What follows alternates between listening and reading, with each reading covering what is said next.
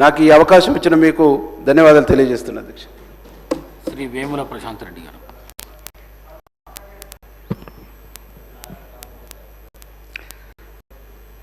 అధ్యక్ష ధన్యవాదాలు అధ్యక్ష, ఆలస్యంగానైనా సమయం ఇచ్చినందుకు. అధ్యక్ష, రాజ్యాంగంలోని ఆర్టికల్ 14 ప్రకారం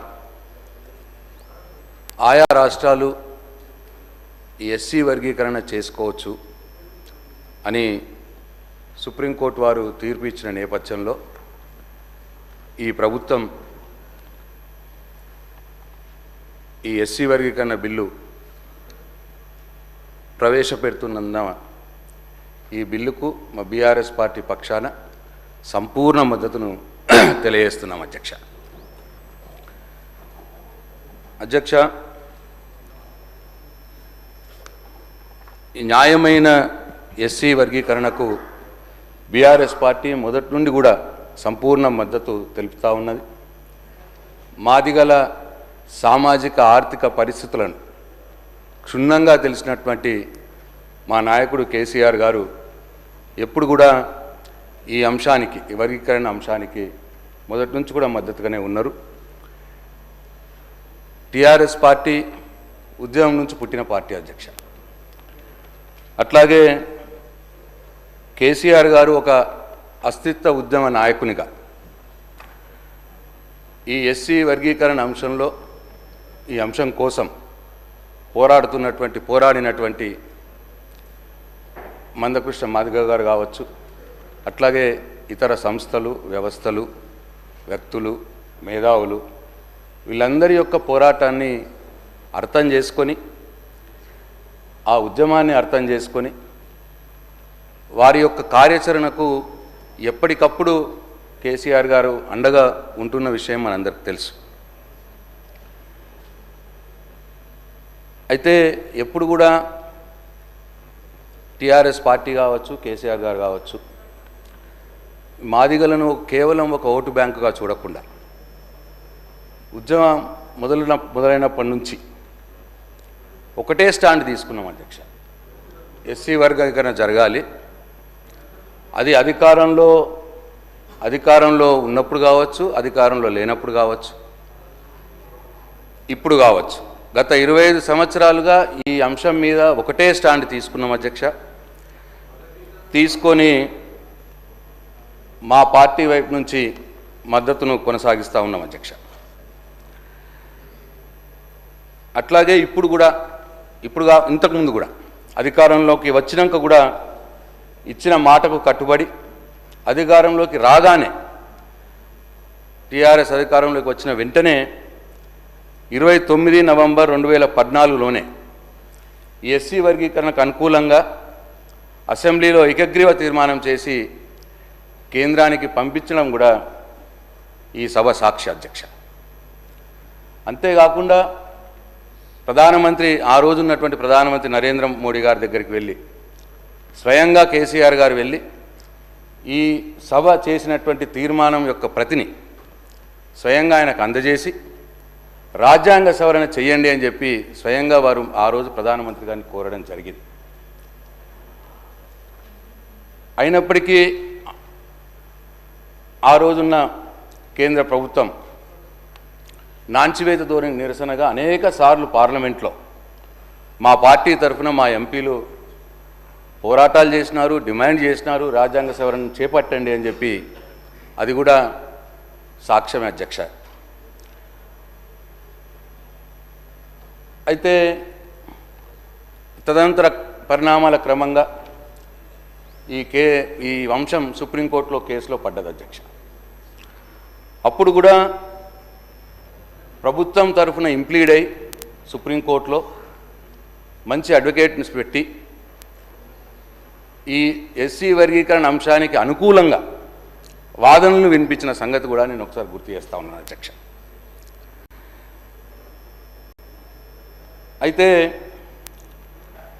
చివరకు ఆగస్టు 1, 2024న సుప్రీంకోర్టు వారు ఈ ఎస్సీ వర్గీకరణ చేసే హక్కు ఆయా రాష్ట్రాలకే ఉన్నది, చేసుకోవచ్చు అని తీర్పు ఇస్తే వెంటనే ఆ తీర్పును బీఆర్ఎస్ పార్టీ స్వాగతించింది, సమర్థించింది కూడా అని చెప్పి తమకు మనం చేస్తూ ఉన్నాను. ఇప్పుడు కూడా ఎస్సీ వర్గీకరణ కోసం ఎలాంటి అనుకూల కార్యాచరణ ఏది మీరు తీసుకున్నా, ఈ ప్రభుత్వం తీసుకున్నా డెఫినెట్గా బీఆర్ఎస్ పార్టీ సంపూర్ణ మద్దతు తెలియజేస్తుందని చెప్పి నేను మీ ద్వారా ప్రభుత్వానికి మనం చేస్తూ ఉన్నాను అధ్యక్ష.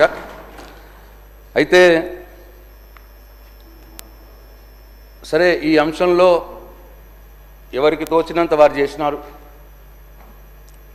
అయితే విచిత్రంగా నాకంటే మొదలు మాట్లాడిన ఇటువైపు బీజేపీ వాళ్ళు కావచ్చు, కాంగ్రెస్ పార్టీ నుంచి కావచ్చు, అసలు ఇక ఎవరేం చేయలేదు, మేమే చేసినామని వీళ్ళు, మేమే చేసినామని వాళ్ళు చెప్పుకోవడం కూడా ఇవాళ చూసినాం మనం. అయితే ఏవి కూడా సత్యాలు ఏవి కూడా తుడిపేయలేవు, దాపేయలేము అధ్యక్ష.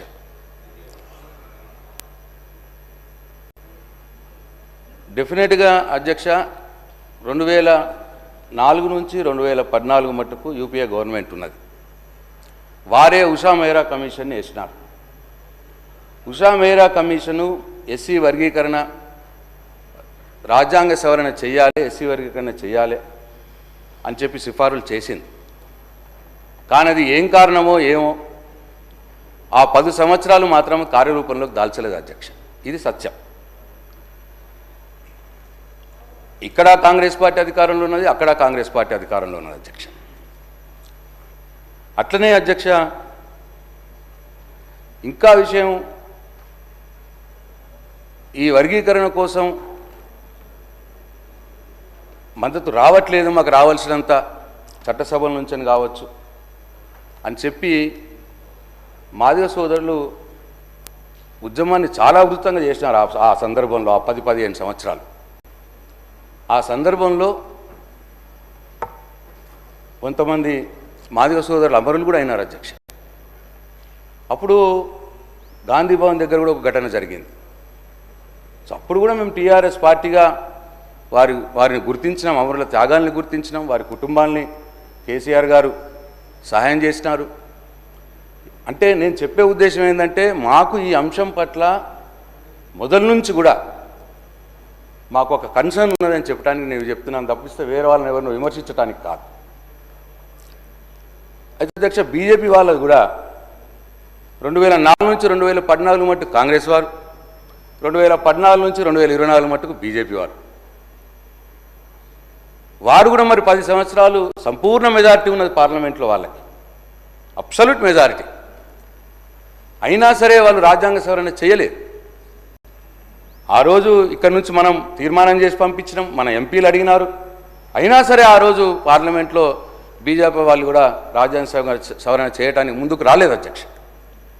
ఒకవేళ నిజంగానే మన తెలంగాణ వచ్చిన తర్వాత ఈ శాసనసభ తీర్మానం చేసి, ఏకగ్రీవ తీర్మానం చేసి పంపించినప్పుడు కేంద్రానికి, కేంద్రం దాన్ని చొరవ తీసుకుని రాజ్యాంగ సవరణ చేసి ఎస్సీ వర్గీకరణకు కార్యాచరణకు అనుకూలమైన మార్గం చేసి ఇది అయ్యుంటే ఈ 10 సంవత్సరాల్లో పాపం ఈ ఫలాలు ఆ మాదిగ బిడ్డలకు దక్కేది కదా అని చెప్పి నా భావన అధ్యక్ష. అధ్యక్ష ఈ ఆగస్టు 1, 2024 వచ్చిన ఈ సుప్రీంకోర్టు నేపథ్యంలో ముఖ్యమంత్రి గారు ఇదే అసెంబ్లీలో చెప్పినారు అధ్యక్ష. సంతోషం, మేము ఎస్సీ వర్గీకరణ వెంటనే చేపడతాం. వెంటనే చేపట్టి తదుపరి ఏ ఉద్యోగాలు వచ్చినా, ఏ విద్యా అవకాశాలు వచ్చినా ఈ వర్గీకరణకు లోబడి ఆ వర్గాలకు ఫలాలు అందే విధంగా మేము చర్యలు తీసుకుంటామన్న మాట మాట్లాడినారు అధ్యక్ష. కానీ ఈ మధ్యకాలంలో, ఈ 6 నెలల కాలంలో కొన్ని విద్యా ఉద్యోగ అవకాశాలు వచ్చినాయి. మరి అవి దీనికి సంబంధం లేకుండా జరిగిపోయినాయి అధ్యక్ష.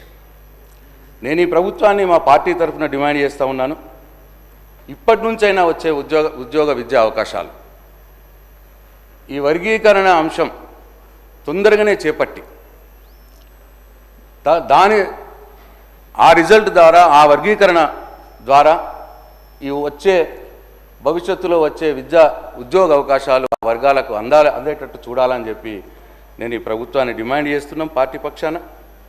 అట్లనే అధ్యక్ష ఈ ఎస్సీ వర్గీకరణ పూర్తయిపోతే స్థానిక సంస్థల్లో కూడా మాదిగ సోదరులకు అవకాశాలు పెరుగుతాయి. కాబట్టి ఈ ఎస్సీ వర్గీకరణ తొందరగానే దీన్ని అమల్లోకి తీసుకువచ్చిన తర్వాత, ఎస్సీ వర్గీకరణ అమల్లోకి తీసుకొచ్చిన తర్వాతనే ఈ స్థానిక సంస్థల ఎన్నికలకు పోవాలి, తద్వారా ఆ వర్గాలకు లాభం జరిగే విధంగా ఈ ప్రభుత్వం చేయాలని చెప్పి కూడా ఇంకో డిమాండ్ కూడా నేను మా పార్టీ పక్షాన ఈ ప్రభుత్వాన్ని చేస్తూ ఉన్నాం అధ్యక్ష. ఏది ఏమైనా ఈ ఎస్సీ వర్గీకరణ బిల్లుకు మా నాయకుడు కేసీఆర్ గారి ఆదేశాల మేరకు బీఆర్ఎస్ పార్టీ సంపూర్ణ మద్దతు తెలుపుతున్నదని తెలియజేస్తూ ఈ బిల్లుని ప్రవేశపెట్టినటువంటి మంత్రివర్యులు దామోదర రాజనరసింహారావు గారికి నా అభినందనలు తెలియజేస్తూ సెలవు తీసుకుంటున్నాను అధ్యక్ష. శ్రీ కేఆర్ నాగరాజ్.